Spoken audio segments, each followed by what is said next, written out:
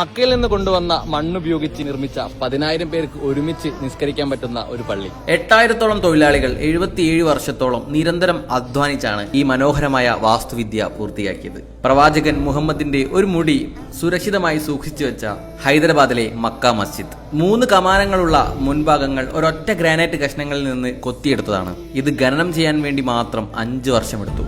ഇത് 1400-ഓളം കാളകൾ ഉപയോഗിച്ചാണ് ഇവിടെ എത്തിച്ചത്. മുഹമ്മദ് കുത്തുബ് ഷാ ഇസ്ലാമിന്റെ ഏറ്റവും പുണ്യമായ മക്കയിൽ നിന്ന് കൊണ്ടുവന്ന മണ്ണിൽ നിന്ന് ഇഷ്ടികകൾ ഉപയോഗിച്ച് മസ്ജിദ് നിർമ്മിക്കാൻ ആഹ്വാനം ചെയ്തു.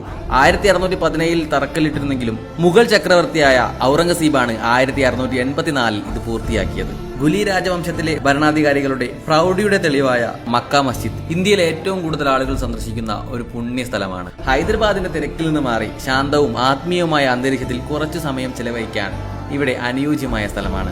ഇനിയും ഒരുപാട് കാഴ്ചകളുണ്ട് ഹൈദരാബാദിൽ കാണാൻ. 41,000 കോടി വില മതിക്കുന്ന ഇന്ത്യയുടെ കോഹിനൂർ രത്നം ഇവിടെയായിരുന്നു.